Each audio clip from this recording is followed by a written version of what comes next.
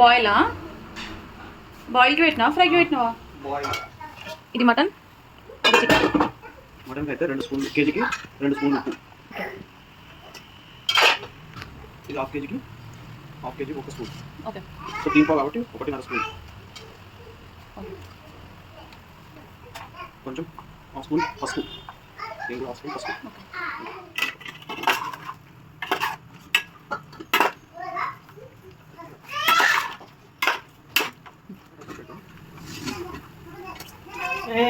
ఇలా వాటర్ వేసుకుంటుంది. ఆ వాటర్ మొత్తం ఎగిరిపోయినంత వరకు మనం బాయిల్ చేసుకోవాలి.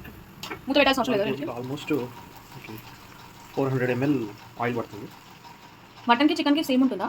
సేమ్. వాటర్ అనేది ఎగిరిపోగానే ఆయిల్ వేసేసుకోవాలి దాంట్లో. ఓకే.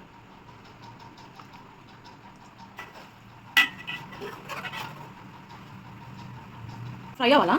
ఇది ఫ్రై అవ్వాలి, లైట్ బ్రౌన్ కలర్ రావాలి. ఓకే. ముక్క అనేది గట్టిగా ఉండదు, అటు మెత్తగా ఉండదు. మరీ గట్టిగా అయితే తినలేము, మరీ మెత్తగా అయితే ఖరాబ్ పాడైపోతుంది. ఇంట్లో ఉంది కాబట్టి 300 grams పడుతుంది.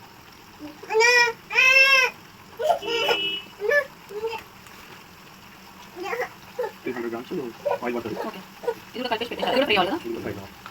మటన్ అనేది ఇట్లా డ్రై అంటే లేచిన తర్వాత రోస్ట్ అయిపోయిన తర్వాత ఒకసారి చెక్ చేసుకుంటే, ఎట్లా చెక్ చేసుకోవాలి? తీసుకొని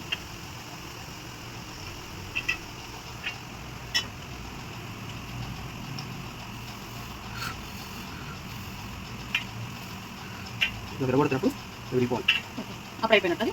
అంటే కొంచెం గట్టిగా ఉండాలి, అటు మెత్తగా ఉండదు, అట్లా ఉండాలి. ఇంకొంచెం ఫ్రై కావాలి, ఇంకొంచెం ఫ్రై చేసేసి దాని తర్వాత తీసేసాను. చికెన్ కావాలి సపరేట్ సపరేట్.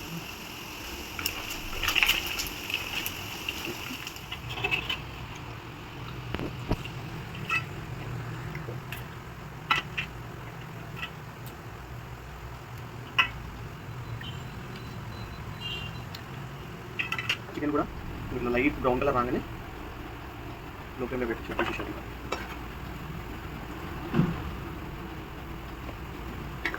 అటు ముక్క తెల్లగా ఉండదు, ఎక్కువ బ్రౌన్ కావద్దు, ఎక్కువ మాడిపోయినట్టు అవ్వద్దు.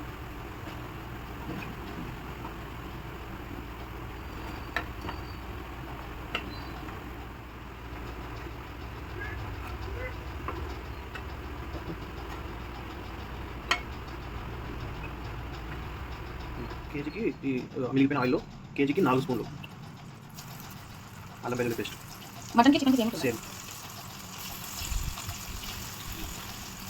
ఇది అనేది నీళ్ళు ఎగిరిపోయి దీని స్మెల్ అనేది రాకుండా మంచి గోల్డెన్ ఫ్రై కావాలి. వెల్లుల్లి పేస్ట్ ఇంట్లో నూరుకున్నటువంటి వెల్లుల్లి పేస్టే ఉండాలి. ఎప్పటికప్పుడు నూరుకున్న వెల్లుల్లి పేస్ట్ అయితే మంచి టేస్ట్ వస్తుంది, మంచి అరోమా వస్తుంది. 15 నిమిషాలు కేజీకి నిమ్మకాయ, పుయ్యం నిమ్మకాయ సైజ్ అంతా చింతపండు తీసుకోవాలి. కేజీకి 4 నిమ్మకాయ సైజ్ అంతా చింతపండు కేజీకి. సో అది తీసుకొని కొద్దిసేపు మంచి కడిగి కొద్దిసేపు 10 నిమిషాలు నానబెట్టి డైరెక్ట్ పొయ్యి మీద పెట్టుకోవాలి. పెట్టుకోవాలి మంచిగా. ఇది మొత్తం నీళ్ళంతా ఎగిరిపోయి జుజు పెట్టేంత వరకు మనం దీన్ని ఇట్లా ఎగిరబెట్టాలి. ఇదంతా మీడియం ఫ్లేమ్లో చేయాలి కదా? ఇది ఎల్లిగడ్డ మంచిగా అల్లం వెల్లుల్లి పేస్ట్ మంచిగా ఫ్రై అయిన తర్వాత ఇందులోకి కొన్ని వెల్లుల్లి, ఒక గుప్పెడు 7 నుంచి 8 అట్లా.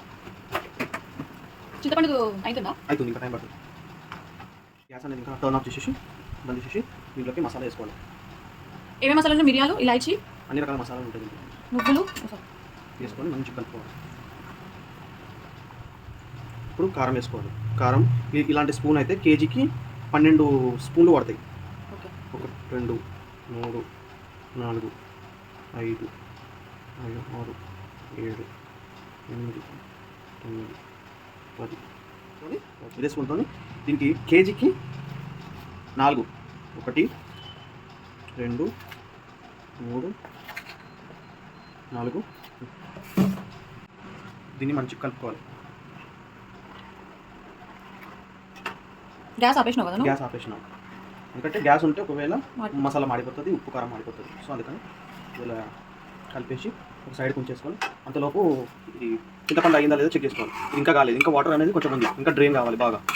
సో ఇప్పుడు ప్రస్తుతం నేను లో ఫ్లేమ్లో ఉండే ఇప్పుడు దీన్ని హై ఫ్లేమ్లో చేస్తున్నాను.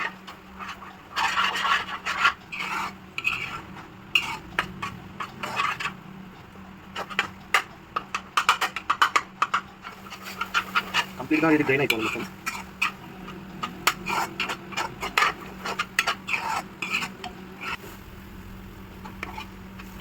చేస్తున్నావా?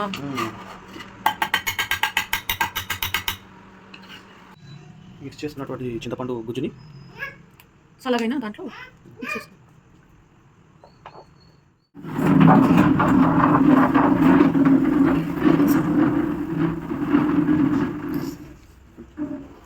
ఈ చింతపండు అనేది వేసిన తర్వాత గుజ్జు వేసిన తర్వాత దీన్ని మంచిగా కలుపుకోవాలి. చింతపండు అనేది మంచిగా కలవాలి. గ్యాస్ ఆన్ లేదు కదా? ఆన్ లేదు, గ్యాస్ ఆన్ లేదు. మొత్తం ఇది కూల్ మీదనే చేయాలి. ఈ ప్రాసెస్ అంతా కూలింగ్ మీదనే ఉంటుంది. సో కూల్ మీదనే చేయాలి.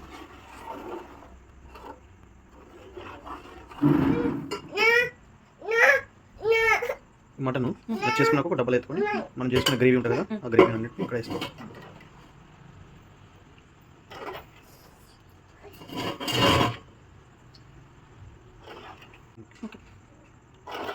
ఇది మన మసాలా, ఇది మటన్ వేసేసుకొని పీసెస్ వేసేసుకొని మంచిగా కలిపేసి